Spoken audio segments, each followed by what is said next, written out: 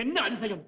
பார்க்கிறா நாரதரே, அகத்தியர் இந்த பகுதியை விட்டு தென்பகுதிக்கு புறப்பட்டதும் இரவரின் திருமணமும் நடந்தேறியது, நிலமும் சமநிலை அடைந்துவிட்டது. நாரதா, இது புரியாமல் அகத்தியரை பார்த்து உங்களுக்கு ஆற்றல் இருக்கிறதா, திறமை இருக்கிறதா என்று கேட்டாயே. இப்போது அகத்தியரின் வல்லமையை நாரதன் நன்றாக புரிந்து கொண்டிருப்பான். இனி எதுவும் பேச மாட்டான்.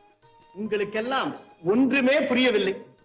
இறைவனின் கல்யாண காட்சியை காண எங்கே அகத்தியர் இங்கேயே இருந்து விட போகிறாரோ என்று எண்ணி அவர் போவதற்குத்தான் நான் கோபத்தை உண்டாக்கினேன்.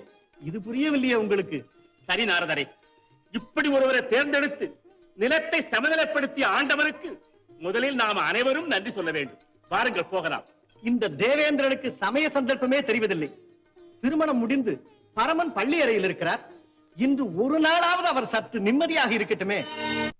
ஓம் சஹனா பவது சஹனௌ புனக்து சஹ வீர்யம் கரவாவஹை தேஜஸ்வினாவதீதமஸ்து மா வித்விஷாவஹை.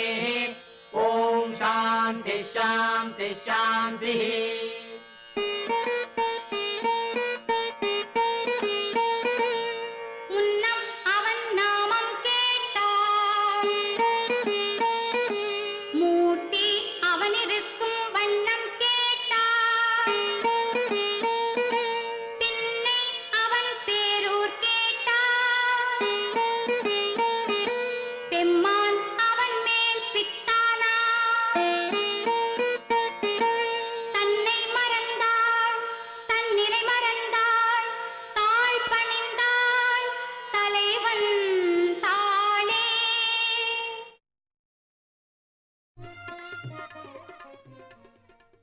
உலகை காக்கும் பரம்பொருளே, என்னை காக்க வந்த திருவருளே, உங்களை அடைய பலகாலம் தவம் இருந்தேன்.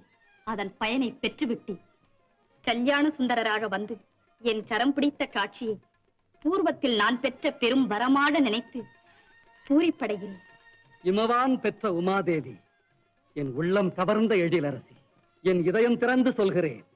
இன்றைய தினத்திலிருந்து என்னில் சரிபாதி நீ, உன்னில் சரிபாதி நான். இறைவா, தங்கள் திருவடியை அடையத்தான் பெருந்தவம் செய்தேன். ஆனால் உங்கள் திருமேனியில் எனக்கு சரிபாதி கொடுத்து விட்டீர்கள் என்றால் நான் திரும்பவும் பாக்கியசாலி. இன்று என் மகிழ்ச்சிக்கு எல்லையே இல்லை. தேவி, உன் மகிழ்ச்சியிலே எனக்கும் பங்குண்டு. அப்படி என்றால் என் மனக்குறையிலும் தங்களுக்கு பங்கு இருக்க வேண்டும் அல்லவா? என்ன குறை?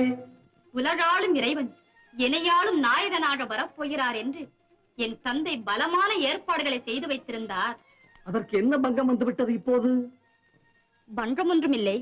ஈசனின் திருமணம் ஆயிற்றே, எண்ணற்றவர்கள் வருவார்கள் என்று ஏராளமாக செய்து வைத்த ஆகாரங்கள் எல்லாம் அப்படியே இருக்கிறது. இதுவரை உணவருந்த ஒருவர் கூட வரவில்லை. உங்களுடன் வந்திருப்பவர்கள் எல்லாம் அருண் தபசிகள், அருந்த பசியில்லை என்கிறார்கள். தேவர்களோ எதுவுமே தேவையில்லை என்கிறார்கள்.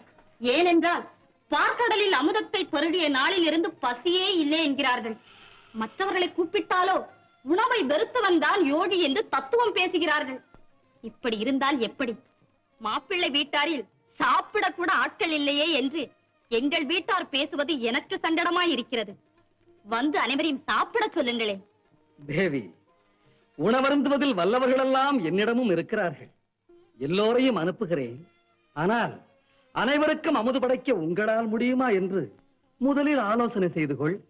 என்ன சுவாமி அப்படி சொல்லிவிட்டீர்கள்? மலைகளிலெல்லாம் உயர்ந்த மலைக்கு அதிபதி என் தந்தை. எங்களிடம் இருக்கும் செல்வத்திற்கு எல்லையே இல்லை. எல்லா உலகங்களில் இருந்து எத்தனை பேர் வந்தாலும் அத்தனை பேருக்கும் ஒரே சமயத்தில் அமுது படைக்கும் சக்தி எங்களுக்கு உண்டு. சக்தி? உன் சக்தி எனக்கு தெரியாதா? பிறகு என்ன சந்தேகம்? அனைவரையும் உணவருந்து அனுப்புங்கள். அனைவரும் வேண்டாம். முதலில் இருவரை அனுப்புகிறேன்.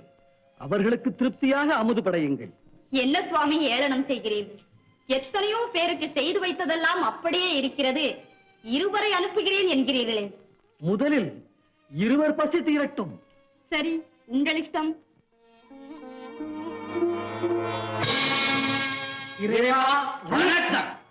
கல்யாண சாப்பாடு உங்களுக்காக காத்திருக்கிறதா? காரியத்தை துவக்குங்கள். உத்தரவு.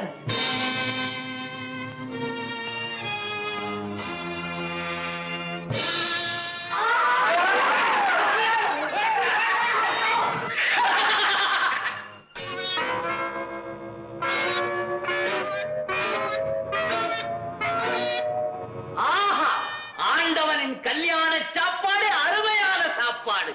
ஹா!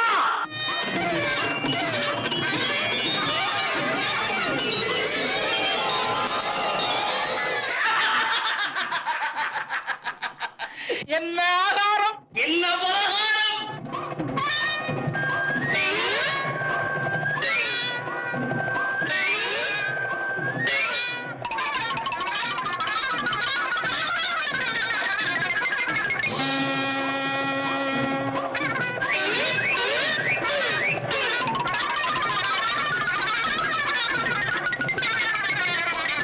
ஐயோ, என்னது இது? பூதகணங்களா இன்னைக்கு தான் சின்ன பசியை திட்டுக்கிறாளா?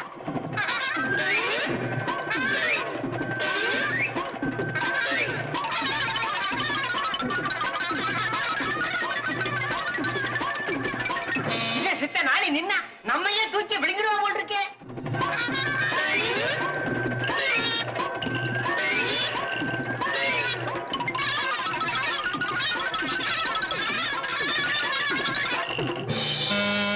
ஐயோ, எல்லாத்தையும் சின்ன திட்டுட்டாளே.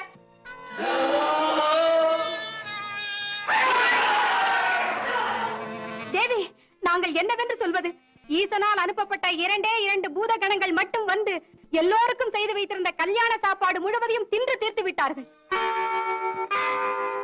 இப்படியே அவர்களை விட்டுவிட்டால் எங்களை எல்லாம் சேர்த்து விழுங்கி விடுவார்கள் போல இருக்கிறது.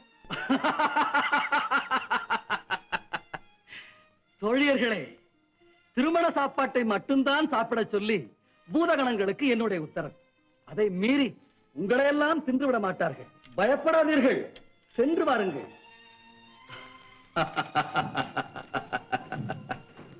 பூதகணங்களே, இறைவா, ஆகாரம் முழுவதையும் தின்று தீர்த்து விட்டோம். அடுத்த உத்தரவு என்னவோ?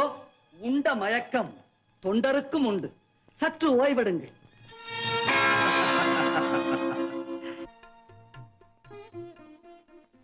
உங்களால் தயாரிக்கப்பட்ட உணவையெல்லாம் என்னால் அனுப்பப்பட்ட இருவரே தின்று தீர்த்து விட்டார்கள்.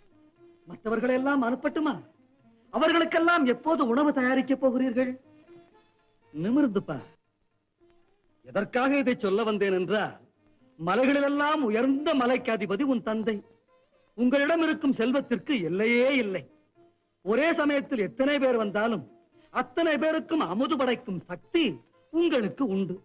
அப்படிப்பட்ட வசதி படைத்த நீங்கள் மாப்பிள்ளை வீட்டாரில் இருவருக்கு மட்டும் சாப்பாடு போட்டுவிட்டு மற்றவர்களெல்லாம் பட்டினி போட்டீர்கள் என்றால் அதை பற்றி நாளை எங்கள் வீட்டார் பேசுவது எனக்கு சங்கடமாக இருக்கும். அதனால் மற்றவர்களெல்லாம் உணவருந்த உடனடியாக அனுப்பி வைக்கட்டுமா?